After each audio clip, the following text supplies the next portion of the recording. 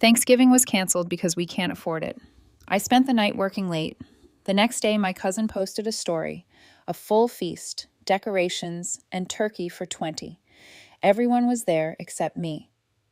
I said nothing until Mom texted, "Can you cover $2,800 for the mortgage?" I replied, "Ask your guests, then block them all." By morning, 41 missed calls and a single message. Please don't do this to us. Mom called 3 weeks before Thanksgiving with news that made my stomach drop. "Sweetie, your dad and I need to talk to you about the holidays."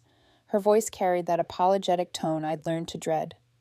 "We've been looking at our finances, and honey, we just can't swing Thanksgiving this year. Everything's gotten so expensive, and with a mortgage payment coming up, we simply have to cancel." I sat at my desk in downtown Detroit, staring at the spreadsheets covering my monitor. 26 years of family tradition, gone because of money troubles. Cancel Thanksgiving? The words felt foreign. "Mom, we've done this every year since I was born." She sighed heavily into the phone. "Believe me, Sophie, this breaks my heart.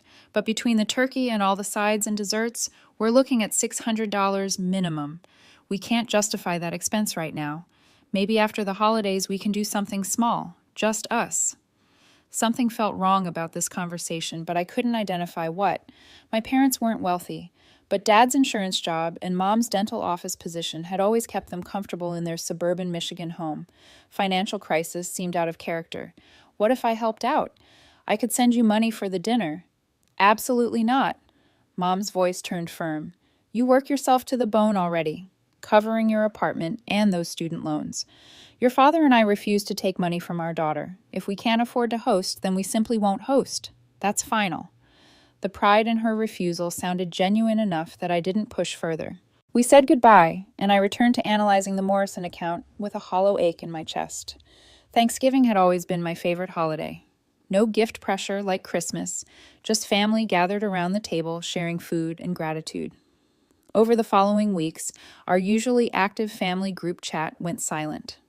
Normally, by mid-November, messages would fly back and forth about dish assignments and arrival times.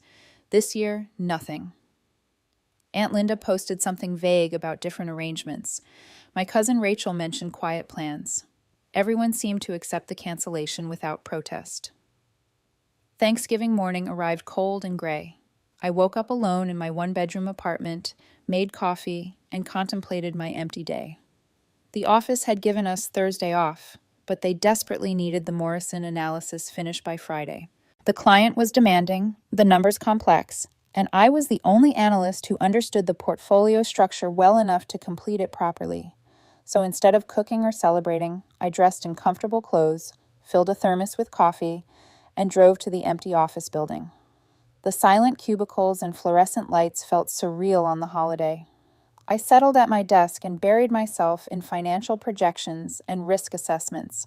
Around 7:00 p.m., I ordered Chinese takeout and scrolled through social media while waiting for delivery. Everyone was posting their picture-perfect holiday moments, my feed filled with roasted turkeys and smiling families. Then Rachel's Instagram story appeared. The first image showed a dining room table overflowing with food, a massive golden turkey surrounded by mountains of stuffing, mashed potatoes, green bean casserole, cranberry sauce, sweet potato pie rolls, and multiple desserts. The table held autumn decorations with small pumpkins and candles, fancy cloth napkins, the good china my grandmother had passed down. The second image showed faces I recognized instantly: Mom, Dad, my younger brother Tyler, Aunt Linda, and Uncle Mark, Grandma at the head of the table. Rachel's siblings, Ethan and Sophie, various cousins and family friends who joined us every year, even Mrs. Anderson from next door to my parents' house. The caption read, "So blessed for family and this incredible feast. Nothing like Thanksgiving with the people you love most. Grateful, family time, Thanksgiving feast." I counted 22 people in that photo. The location tag confirmed my worst suspicion: my parents' house. Every single person was there except me. My Chinese food arrived, but I couldn't eat. I stared at Rachel's story, clicking through it repeatedly, studying every detail: the elaborate decorations, the expensive spread, the coordinated, effortless dinner required. You don't throw together a feast for 22 people spontaneously. Someone planned this weeks ago while lying to my face about canceling due to poverty. I drove home in a fog and crawled into bed without touching my food. Friday morning, I submitted the Morrison analysis and spent the day running errands, aggressively normal activities to avoid thinking about what had happened. No one from the family reached out. No, sorry we missed you text. No explanation for the lie. Just silence. Then Friday evening, my phone buzzed with a message from Mom. Hi, honey. Hope you had a nice, quiet Thanksgiving. Quick question. Any chance you could help us out with the mortgage payment this month? We're $2,800 short, and the payment is due Monday. I know it's last minute, but we're in a real bind here. Let me know as soon as possible, please. I read those words 3 times, each reading making my blood run colder. The audacity was breathtaking. Throw a massive dinner party while excluding me, based on fabricated poverty, then immediately demand nearly $3,000 for their mortgage. The manipulation was so blatant, it almost deserved respect. My thumbs hovered over the keyboard as 1,000 angry responses flooded my mind, but anger felt too hot, too reactive. What settled over me instead was ice-cold clarity. I typed 4 words, ask your guests. Before I could second-guess myself, I opened my phone settings and started blocking numbers systematically. Mom, Dad, Tyler, Aunt Linda, Uncle Mark, Rachel, every person who had sat at that table. Everyone who participated in lying to me while stuffing their faces with food I supposedly couldn't be included in sharing. Block, pluck, block. Each tap felt like slamming a door. I blocked their Facebook profiles and Instagram accounts. Every communication channel shut down with mechanical precision. When I finished, I felt strangely weightless. Saturday morning, I made breakfast and started reading a novel I'd been putting off for months. My phone sat face down on the coffee table, still on silent from the night before.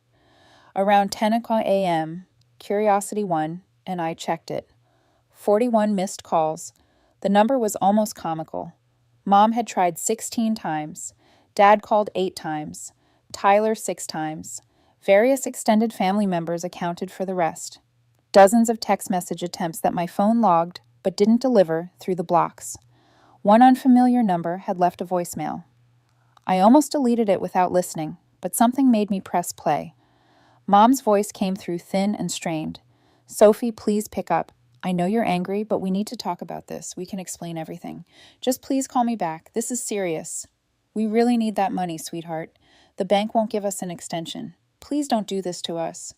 The desperation sounded real. My forward response and subsequent disappearance had clearly shifted something fundamental in their calculations. They'd expected me to roll over and comply, like always. Part of me, the part trained since childhood to be accommodating and understanding, wanted to call back, wanted to hear their explanation and preserve family peace. The other part, the part that had spent Thanksgiving night alone in an office while they laughed and feasted, refused. I deleted the voicemail and returned to my book. By Sunday, the MS calls climbed to 63. The unknown number left 2 more increasingly desperate voicemails. The third one mentioned that Dad wanted to talk, that Tyler was upset, that Grandma didn't understand why I wasn't responding. Grandma, that mention stung. She was 84 and sharp as ever, and I loved her deeply. But she'd been there too, sitting at the head of that table, participating in the charade. If she'd wanted to include me, she could have questioned the obvious lie about canceling Thanksgiving. She could have called me herself. She didn't. Monday arrived and I went to work early. My boss praised the Morrison analysis and colleagues asked about my holiday. I smiled and said it was quiet and relaxing. No reason to share family dysfunction at the office. During lunch, I received an email from an unfamiliar address. The subject line read, "Please read this, Mom." She'd created a new email account to circumvent the blocking. I had to admire the persistence. I hovered my cursor over the delete button, then decided to read it. Know your enemy, as the saying goes. The email was lengthy. Mom claimed Alinda had offered to host at the last minute and bought all the food herself. Just happened to have it at my parents' house because of the larger space. They thought I was too busy with work to attend. Rachel posted photos without permission. The whole thing was a terrible misunderstanding that spiraled out of control. Then came the real message. The mortgage crisis was genuine. The bank was threatening foreclosure, and I was the only one with money to prevent losing the family home. She ended with, "I love you so much. Please call me Mom." The explanation was well crafted, I had to admit. It might have been plausible if I didn't think too carefully about logistics, but the holes were massive. Aunt Linda acquired food for 22 people and coordinated everyone's schedules during the busiest shopping week of the year, all at the last minute. They thought I was working based on one casual mention of a client project weeks earlier. Rachel posted without permission, but no one called to explain for an entire day after. The mortgage story itself felt fabricated. Banks don't threaten foreclosure over one missed payment, especially with longtime customers, and the timing of suddenly needing exactly $2,800 after I'd refused to be their ATM machine was suspiciously convenient. I deleted the email and blocked that address too. Tuesday brought escalation. Tyler showed up at my office. The receptionist called my desk. "Sophie, there's a Tyler Williams here. Says he's your brother and it's a family emergency." My stomach sank. I could refuse and he'd make a scene, or I could deal with it quickly and professionally. "I'll be right down." Tyler waited in the lobby, looking deliberately disheveled, unshaven, rumpled clothes, dark circles under his eyes. He was 24, worked sporadically in retail, still lived with our parents while finding himself. His entire life consisted of half-hearted efforts, subsidized by Mom and Dad's endless enabling. Sophie, thank God. He moved like he might hug me, but my posture stopped him cold. "We need to talk. We're talking now." I kept my voice neutral, aware of colleagues potentially watching. "Not here. Somewhere private." "I'm working, Tyler. Whatever this is, say it quickly." His jaw tightened. "Fine. You want to do this here? Mom and Dad are losing the house because you're being petty about some stupid misunderstanding." "There's no misunderstanding." "Yes, there is. Aunt Linda made the dinner. Nobody meant to exclude you. Why won't you just listen? I'm listening right now. Is there anything else?" He stared at me like I transformed into someone unrecognizable. "What happened to you?" "You used to care about family. I do care. That's why spending Thanksgiving alone in my office while everyone I loved celebrated together hurt so badly." "You weren't alone by choice. We thought you were busy working." "Tyler," I kept my tone level. "Mom called me 3 weeks before Thanksgiving to cancel the dinner because of financial problems. If plans changed after that, someone could have contacted me. Anyone could have sent a single text message. But instead, I discovered through Instagram that I was the only person excluded. Because Rachel's an idiot who posts everything. Why didn't you call me?" I cut him off. "You were there. You ate that food. You saw everyone gathered, and you noticed I wasn't present. Why didn't you pick up your phone and reach out to your sister?" He faltered. I thought you knew. I assumed you chose not to come. Based on what information did anyone tell you I declined an invitation?" "No, but I figured. You figured. Everyone figured. Or more accurately, nobody thought about me at all until Mom needed money." Tyler's expression shifted from frustrated to genuinely angry. "You know what? Maybe you're right. Maybe we didn't think about you because you're so busy with your fancy job and perfect apartment, acting like you're too good for us. You barely visit. You're always working. You judge everyone constantly. So yeah, maybe Thanksgiving was easier without you there, making everyone feel inadequate." There was the truth delivered in a moment of anger when manipulation wasn't working. I wasn't excluded because of miscommunication. I was excluded because my success and independence made them uncomfortable. My absence was simpler than accommodating my presence. "Thank you for your honesty," I said quietly. "Now leave before I call security." He left. I made it through 15 minutes at my desk before hiding in a bathroom stall to cry.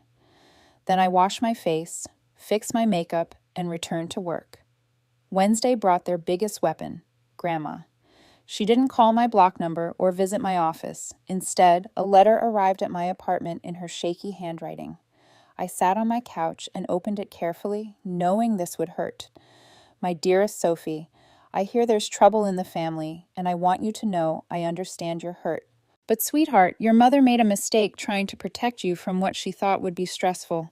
Her intentions came from love, even if her execution was wrong.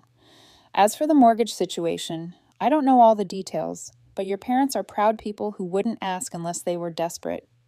I'm 84 years old, Sophie. I don't know how many holidays I have left. When I'm gone, your parents and Tyler and cousins are all you'll have. Don't let anger steal that from you.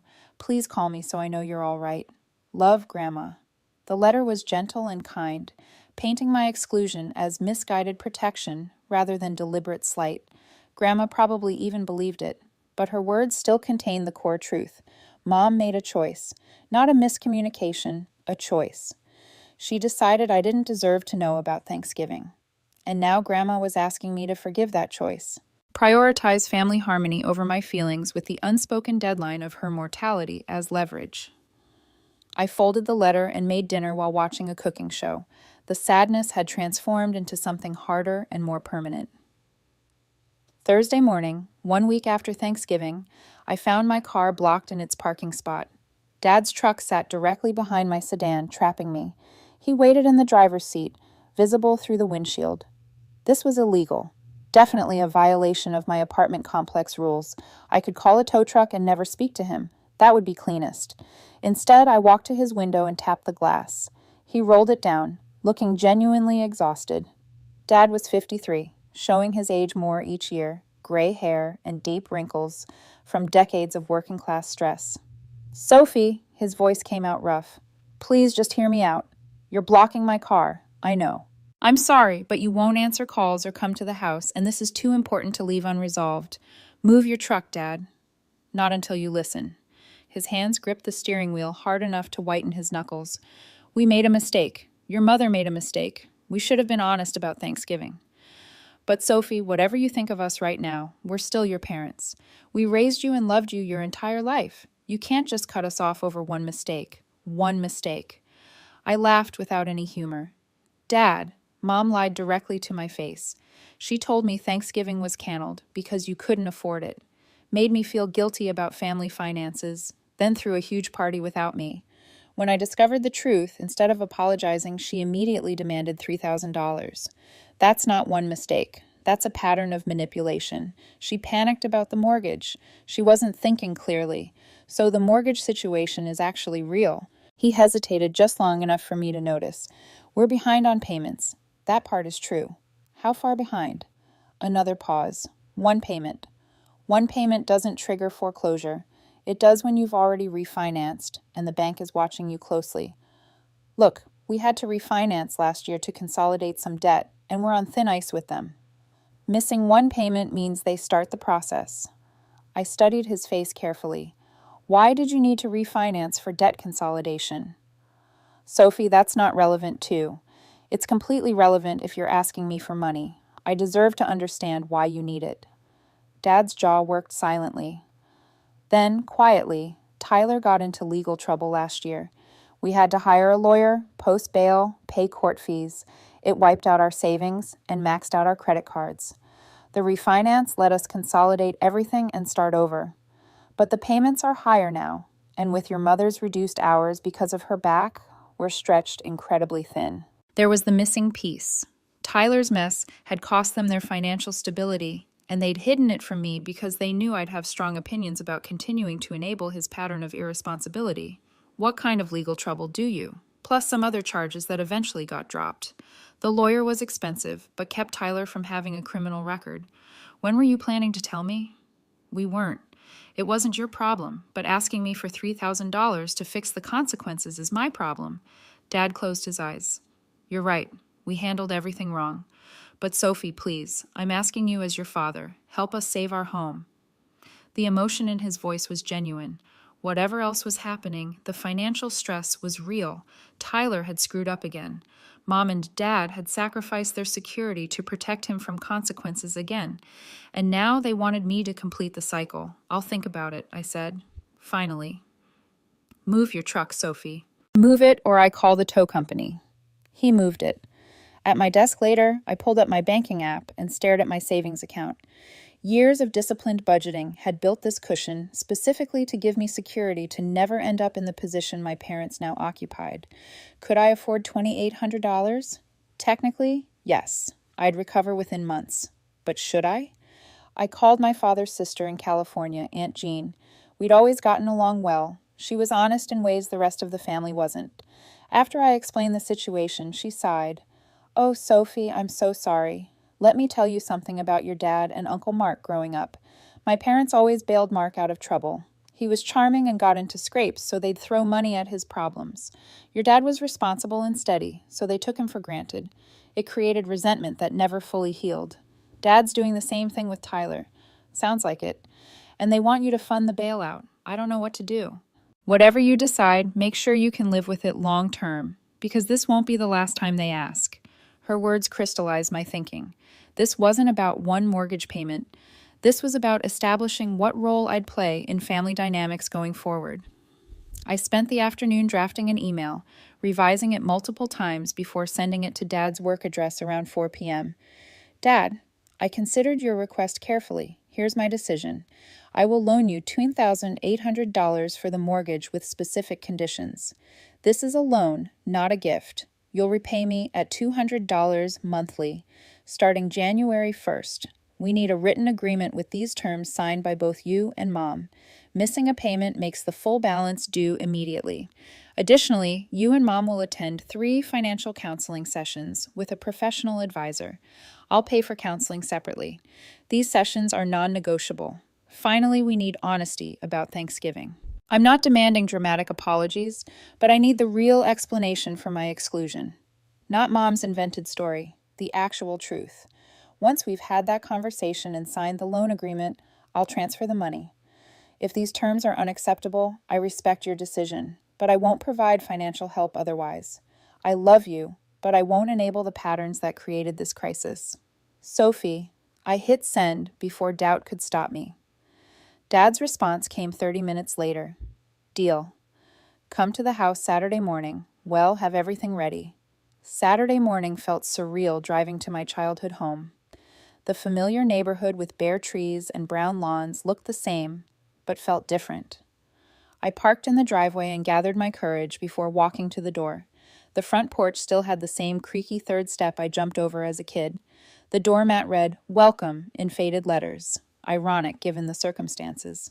I pressed the doorbell and heard the familiar two-tone chime echo through the house. Mom opened it before the second chime finished, looking diminished somehow. Her hair had more gray than I remembered, pulled back in a messy bun. She wore an old cardigan I recognized from high school, the blue one with the missing button she'd never replaced. Sophie, please come in. I stepped into the entryway and was immediately hit with a smell of coffee mixed with something else. Cinnamon rolls, maybe. Mom had always stress-baked, and the kitchen aroma confirmed she'd been anxious about this meeting. The house looked different than I remembered, or maybe I was seeing it through new eyes. The family photos lining the hallway seemed to mock me now. There was one from Thanksgiving 5 years ago, all of us squeezed together, genuinely happy. Another from my college graduation. Mom crying proud tears while Dad's arm draped across my shoulders. Evidence of a family that once included me without question. We moved past the photos into the living room, where we'd celebrated countless holidays. The same brown leather couch that had hosted movie nights. The same coffee table with a water ring stain from the time Tyler forgot to use a coaster. Dad's recliner positioned in front of the TV, worn in the exact spot where he'd sat for 20 years. Dad stood when I entered, holding several printed pages. He looked nervous in a way I'd rarely seen. Sophie, thank you for coming. I know this isn't easy. He handed me the printed loan agreement, properly formatted with signature spaces. I took the papers, but didn't sit down yet. The power dynamic felt important somehow. They needed me here more than I needed to be here, and remaining standing reinforced that reality. Mom hovered near the couch, wringing her hands. Can I get you some coffee? I made cinnamon rolls this morning, your favorite kind. The peace offering was so transparent, it almost hurt. Cinnamon rolls wouldn't fix this, but the effort behind them revealed how worried she was about the conversation ahead. I'm fine, thanks. I glanced down at the agreement, scanning the first page. The legal language was simple but clear, outlining the loan terms exactly as I'd specified. $2,800, principal repayment at $200, monthly starting January 1st. Late payment makes full balance immediately due. Professional, binding. Did you have a lawyer review this? I asked. Dad shook his head. Found a template online and customized it. If you want to have your lawyer look it over before signing, we understand. The fact that they'd used a real legal template rather than just writing something casual on notebook paper told me they were taking this seriously. They'd realized I wasn't bluffing about the conditions. I moved to the armchair across from the couch, deliberately choosing the seat that put the most physical distance between us while still being in the same conversational space. I sat down and continued reading through all 3 pages carefully. The room fell silent, except for the ticking of the old grandfather clock in the corner. That clock had been Grandpa's before he died, passed down to Dad. It chimed on the hour. Every hour, a sound so familiar from my childhood that I usually didn't notice it anymore. But today, each tick seemed louder, marking time we were all wasting by not being honest with each other.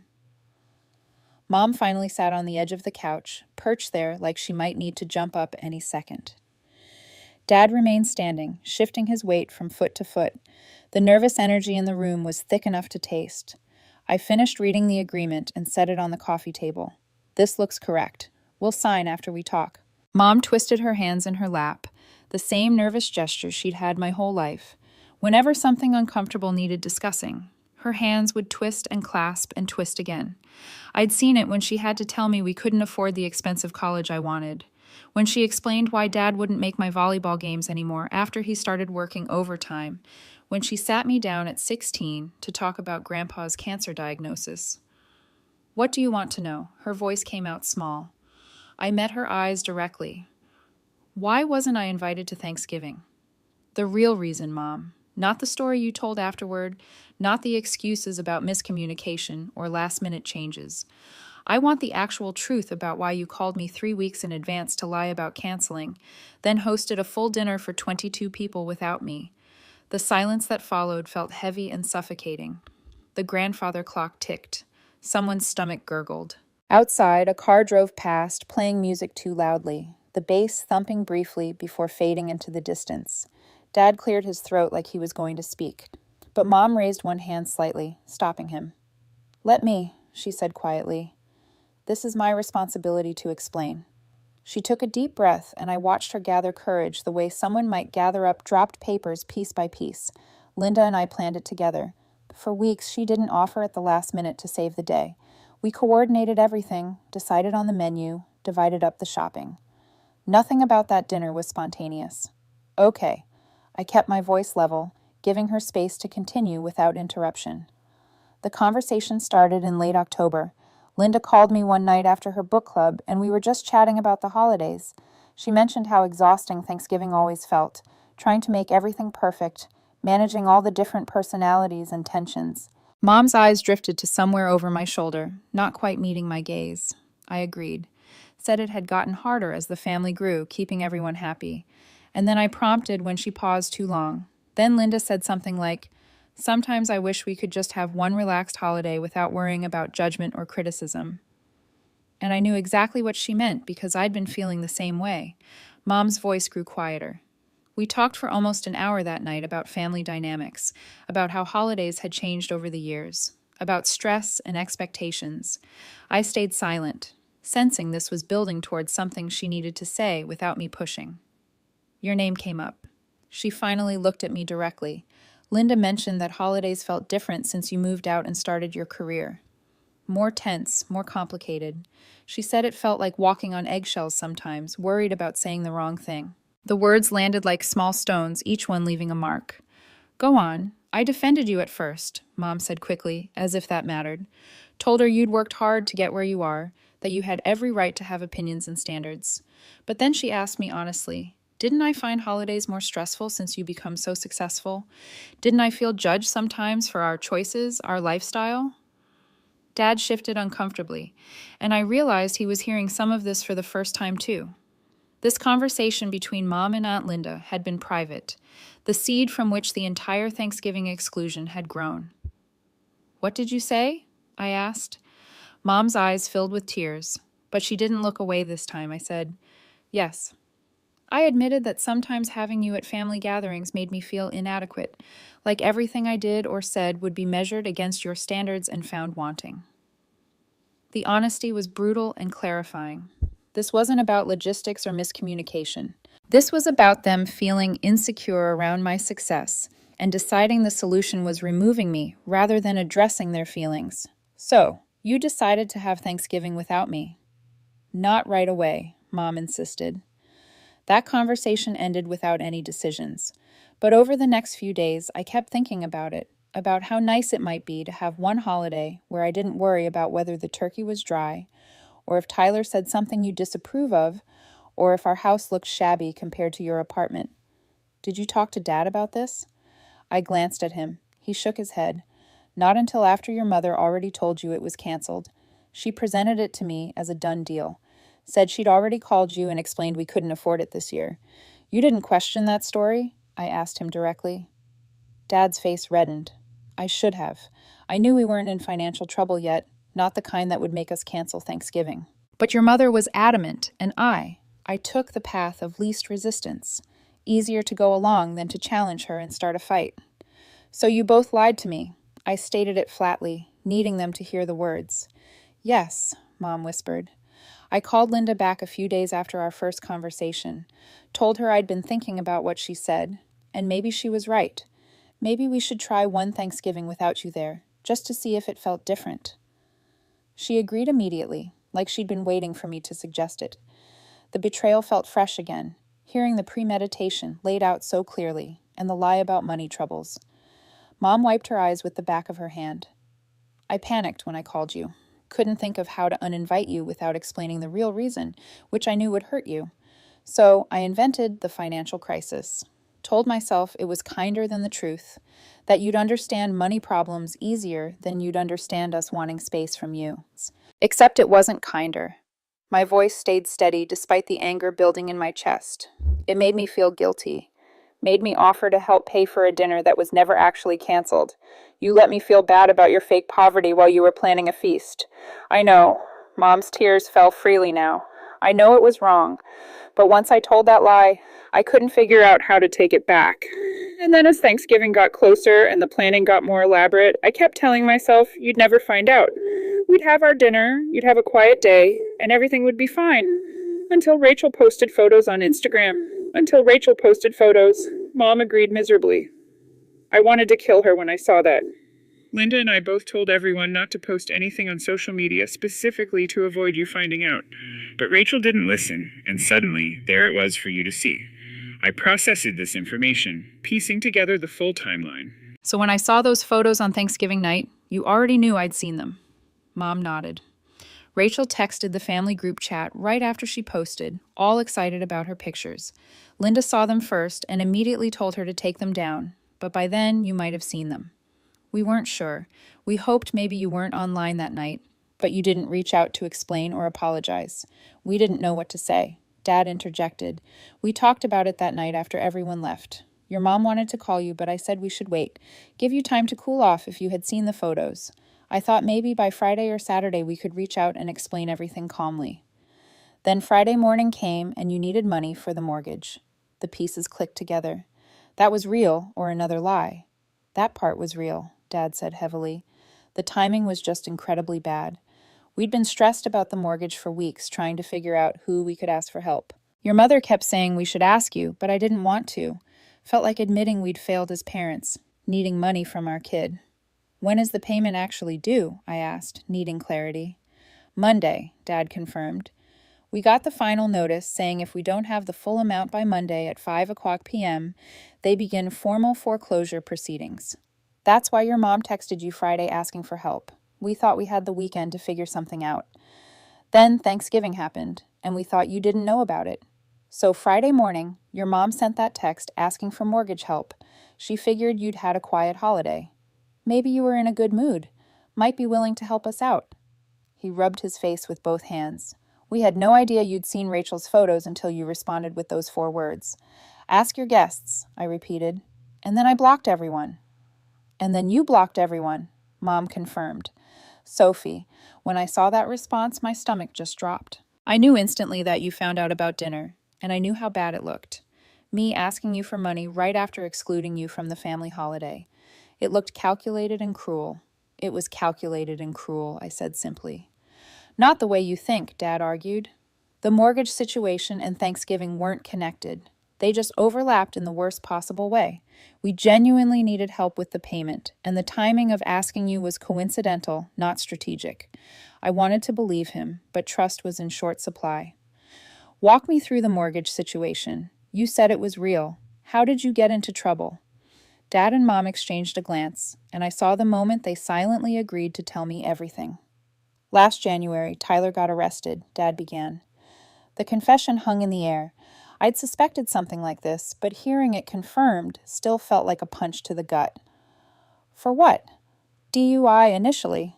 He'd been out drinking with friends, made the stupid decision to drive home, got pulled over 2 blocks from here. Dad's voice carried shame and exhaustion. But when they arrested him, they searched his car and found things they shouldn't have found. What kind of things? Marijuana. Not a huge amount, but enough that they added possession charges. And there was an open container in the car, his friend's vodka bottle, which added another charge. Mom had stopped crying now, just looked tired and old. Suddenly our son was facing multiple charges. Possible jail time. Definitely a criminal record that would destroy his future. So, you hired a lawyer. The best criminal defense attorney we could afford, Dad confirmed. Cost us $12,000. Emptied our savings. Maxed out 2 credit cards, but he was good. Got the possession charge dropped entirely. Got the open container reduced to a fine. Negotiated the DUI down to reckless driving with mandatory classes and community service. Tyler walked away with a misdemeanor and no jail time. Mom added, no criminal record that would follow him forever. The lawyer saved his future. I processed this information, the timeline clicking into place. So in January, you spent $12,000 on Tyler's legal defense. That destroyed your savings and created credit card debt. Then you refinanced the house to consolidate the debt.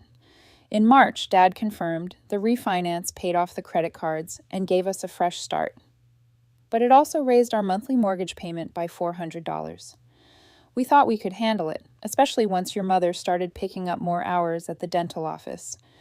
The catch was, the refinance terms were strict because of our credit situation after maxing out the cards. The paperwork specifically states that 2 consecutive missed payments automatically trigger foreclosure proceedings. No grace period, no negotiation. That's what happens when you refinance with damaged credit. But then her back problems got worse, I guessed. Mom nodded. My sciatica flared up in July. Got so bad I could barely stand for more than an hour at a time. The dentist was understanding, let me reduce my schedule to part-time, but that meant we lost half my income right when we needed it most. You've been struggling since July, I said slowly. That's 5 months of barely making ends meet. Why didn't you tell me? Pride, Dad said simply. Didn't want to admit we'd gotten into this mess because of Tyler's screw-up.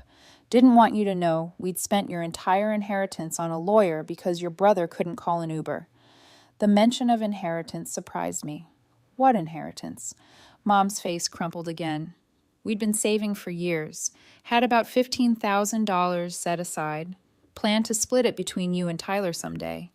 That money was supposed to help you both, maybe with house down payments or wedding costs or emergencies. Instead, we spent almost all of it on Tyler's legal fees, and you'll probably never see a dime of it. The grief in her voice was genuine. They'd sacrificed something intended for both children to save one child from consequences of his own actions, and I'd never even known the money existed until it was gone. Does Tyler know about this? About the savings you spent on him? No, Dad said firmly. We didn't tell him how much it cost. Didn't want him to feel guilty or burdened by it. We just told him we'd handle it, and we did. So, he has no idea you're drowning financially because of his choices. He knows we're tight on money, Mom defended. He just doesn't know specifics. I stood up and walked to the window, needing a moment to process everything. The backyard looked the same as always. The old swing set still stood in the corner, rusty and unused. The garden Mom usually maintained was overgrown and neglected, probably another casualty of her back problems. Behind me, I heard Dad sit down heavily on the couch. We know we made mistakes, he said to my back, covering for Tyler instead of making him face real consequences. Spending money we didn't have on his legal defense. Lying to you about Thanksgiving instead of being honest about our feelings. Asking you for money at the worst possible moment. We've made a lot of mistakes, Sophie. I turned back to face them. Why did you lie about needing money for the mortgage when you already knew I found out about Thanksgiving? After I sent that text, after I blocked everyone, you left voicemails claiming you were desperate for the payment. Why keep up that pressure? Because we are desperate, Mom said. The lie about Thanksgiving was separate from the truth about the mortgage. Yes, the timing made everything look connected, but Sophie, we genuinely are about to lose this house. The bank sent us a final warning notice last week. We've missed 2 payments now, and the refinance terms we agreed to are strict. 2 missed payments trigger the start of foreclosure proceedings. Show me the notice, I said abruptly. Dad looked startled. What? The foreclosure notice from the bank. If what you're saying is true, you received official paperwork. I want to see it. For a moment, I thought they might refuse or admit there was no notice. But Dad stood and went to the kitchen, returning a minute later with a manila envelope. He handed it to me without a word. I pulled out the papers and read through them carefully. Official letterhead from their mortgage company. Formal language about missed payments and default status. A timeline for foreclosure proceedings if the account wasn't brought current. The numbers matched what they told me. $2,800 to cover 2 missed payments plus late fees. The documentation was real. Whatever lies they told about Thanksgiving, the financial crisis was genuine. I handed the papers back to Dad and returned to my seat. Okay, the mortgage situation is real, but that doesn't change what happened at Thanksgiving or why it happened. No, Mom agreed quietly. It doesn't change anything. We still excluded you because we felt insecure around your success. We still lied to you about why. We still prioritized our comfort over your inclusion. And then we made everything worse by asking for money right after you found out. We know how bad this looks, Sophie. We know we've damaged your trust, maybe beyond repair. So why should I help you? I asked bluntly. Give me one good reason why I should give you this money after everything you've just admitted. The question hung there, brutal and necessary. They needed to articulate why they deserved help, and I needed to hear their reasoning before I could make a final decision. Why lie about it? She struggled with the words. Because holidays with you have become tense. You've changed, Sophie. We're proud of your success, but you're also judgmental about our choices. You look at Tyler and see failure. You question our decisions. Every gathering turns into this uncomfortable situation where everyone walks on eggshells, avoiding topics that might trigger lectures from you about responsibility or planning. The assessment stung because truth lived in it. I had been critical, not constantly or aggressively, but enough to create noticeable tension. Linda suggested doing Thanksgiving without you this year, Mom continued. Just once, to have a relaxed holiday without judgment. We thought maybe you'd even enjoy a quiet day without family drama, given how hard you work. Did you consider asking what I wanted? No. Did it occur to you that exclusion might hurt worse than any tension? Mom's eyes filled with tears. Honestly, we didn't think you'd care that much. You've been so distant, so career-focused. We thought you'd be relieved. The words landed hard. They'd excluded me because they assumed I didn't value them enough to feel hurt by exclusion. And the mortgage story? Dad shifted uncomfortably. The financial problem is real. We were already planning to ask you for help, just hadn't figured out how. When you discovered Thanksgiving and got angry, we panicked and pushed harder than we should have. I sat with that honesty for a long moment. They planned to use me as their financial backup regardless of Thanksgiving. The holiday lie just complicated an already manipulative situation. Here's what happens now, I said. Finally. We signed this agreement. I transfer the money today. You start counseling next week, and we establish new boundaries. I won't be your emergency ATM anymore. Tyler's problems are Tyler's to solve. If you choose to bail him out again, that's your decision, but don't expect me to fund it. I love this family, but I won't participate in dysfunction. Mom nodded through tears. Dad looked relieved. We signed the papers. I transferred the money from my phone while sitting in their living room. Then I drove home feeling simultaneously lighter and heavier. The family group chat eventually reactivated, awkward at first, but gradually returning to normal. Rachel apologized for posting those photos. Tyler avoided me for months. Grandma called to thank me for saving the family. My parents made their first loan payment on January 1st, right on schedule. They attended all 3 counseling sessions. We had Thanksgiving the following year, and I was invited, though the gathering felt different.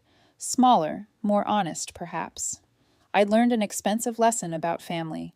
Sometimes love requires boundaries more than it requires sacrifice.